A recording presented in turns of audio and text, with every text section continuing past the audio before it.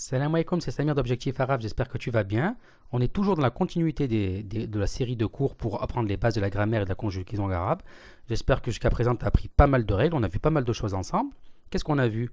On a vu les trois catégories de mots, que chaque mot qu'on va rencontrer dans un texte ou dans une phrase rentre dans l'une des trois catégories qui est le nom, al-fi'l, al-ism, le verbe, al-fi'l, et la particule, al-harf. Et on a vu comment les reconnaître avec des exemples.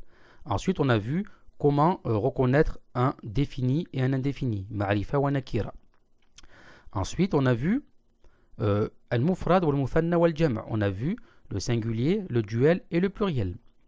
Ensuite, qu'est-ce qu'on a vu? On a vu dans le cours al-jumla, la phrase, elle peut être fi'liya, verbale, ou ismiya, nominale. On a vu également la manière de poser des questions. On a vu dans le dernier cours les pronoms personnels isolés. Je, tu, etc. Et on a vu la différence donc entre le masculin et le féminin qu'en langue arabe on différenciait. Pour dire par exemple toi, on va dire anta pour le masculin et anti pour le féminin. Donc j'espère que tu les as mémorisés, que tu les as appris ou que tu les as au moins assimilés. N'hésite pas à t'aider des exemples. Et dans le cours d'aujourd'hui, qu'est-ce qu'on va voir? On va voir ad-dama'ir muttasila, les pronoms personnels mais affixés, accrochés on pourrait dire. C'est quoi ça? C'est ça, ce qu'on a ici. I, ka, ki, kuma, kum, kunna, hu, ha, huma, hum, hunna. Donc je suis allé un peu vite, mais je vais t'expliquer tout ça, ne t'inquiète pas. On va prendre un exemple avec un mot. Donc ouvre grand tes oreilles, sois attentif et actif. Parce que le but de ces vidéos, c'est que tu apprennes les bases de la grammaire et de la conjugaison arabe et que tu assimiles des règles qui vont te permettre d'avancer, Inch'Allah, dans ton processus de l'apprentissage de la langue arabe. Donc, il faut que tu sois actif. Il ne faut pas écouter la vidéo et en même temps, à côté, regarder ton téléphone ou faire autre chose. Vraiment, il faut que tu sois présent et actif pour en tirer un maximum de bénéfices, Inch'Allah. Donc, à la première personne, on a ni et na. On va prendre l'exemple d'un mot. Si je te dis le mot Beytoun. Beytoun, c'est une maison.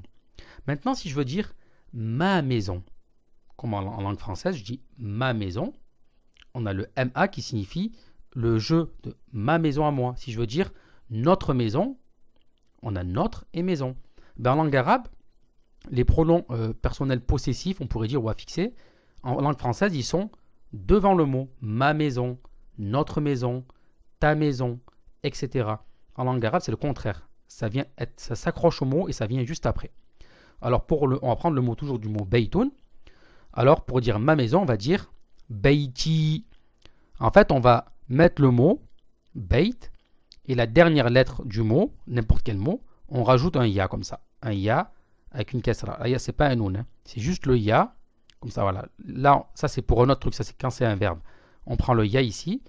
On marque Beyti, Beyti, et on rajoute le ya qui fait la prolongation et ça signifie ma maison. Si maintenant, je veux dire notre maison, pareil, je prends le même mot, Beytouna, Beytouna, ça signifie notre maison. Si je veux dire ta maison en m'adressant à un garçon, à un homme, je vais dire Beytouka. Maintenant, je te laisse deviner comment tu dirais le mot maison en t'adressant à une fille. Là.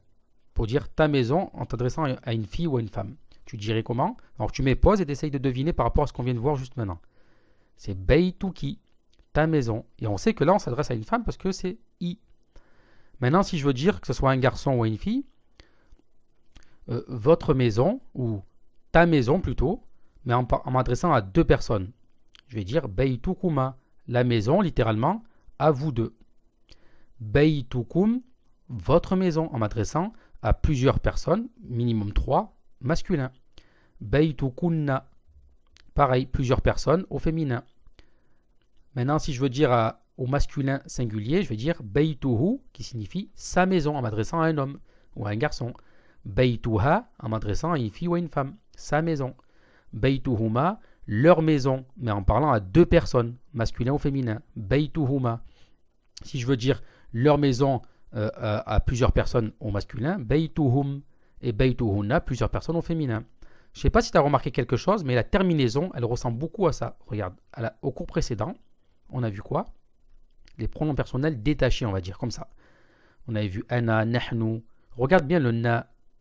Nahnu, anta, ti, tuma, tum, tunna, huwa, hiya, huma.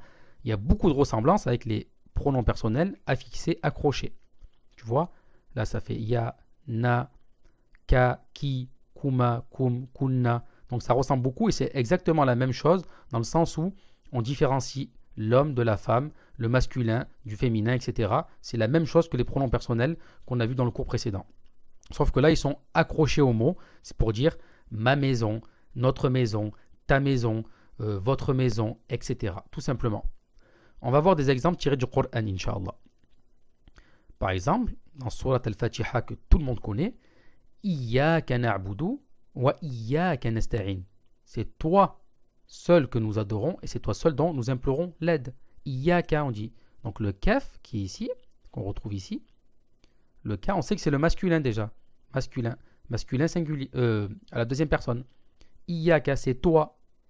On n'a pas dit Iyyahu, c'est lui. Par exemple, si on aurait dit Iyyahu, ça veut dire c'est lui. On n'a pas dit Iyyakum, c'est vous, etc. Iyyaka, c'est toi, tout simplement. Un autre exemple. فَقَالَ أَنَا رَبُّكُمُ الْأَعْلَى. Lorsque Pharaon il dit dans le Coran, et il a dit, je suis votre Seigneur le Très-Haut. Rabbu, c'est le Seigneur. Kum, là la dhamma qu'il y a, parce que là on a vu que kum, c'était pour le pluriel. Là on voit qu'il y a une soukoun.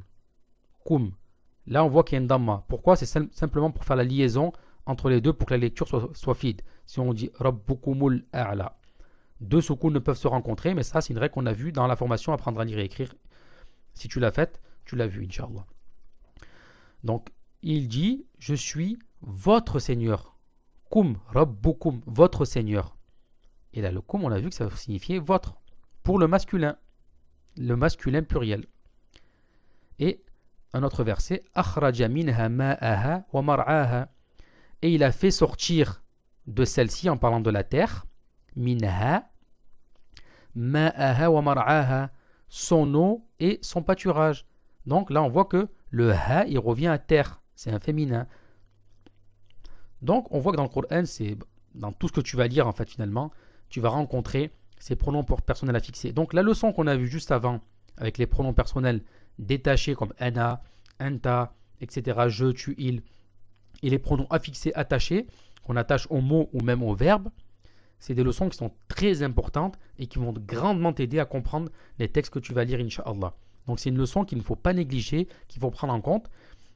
Et bien sûr, lorsqu'on fera la formation, Inch'Allah, si tu y participes, on rentre beaucoup plus dans les détails, on fait des exercices d'application, on lit des textes, on met tout en application pour vraiment les assimiler facilement. Parce que c'est vrai que là, quand c'est tout nouveau, tu assimiles comme ça des règles, c'est pas évident. Alhamdoulilah, on met en application dans des versets du Coran, mais dans la formation, on voit beaucoup plus en détail avec des exemples concrets dans des textes, des vrais textes, etc. Mais là, ce n'est pas le sujet. C'est juste pour te dire que sache que tu es en train d'apprendre des leçons qui vont vraiment t'aider dans ton apprentissage de l'arabe. Je te dis à très vite pour le prochain cours, Inch'Allah, qui sera très bénéfique lui aussi. Salam alaikum.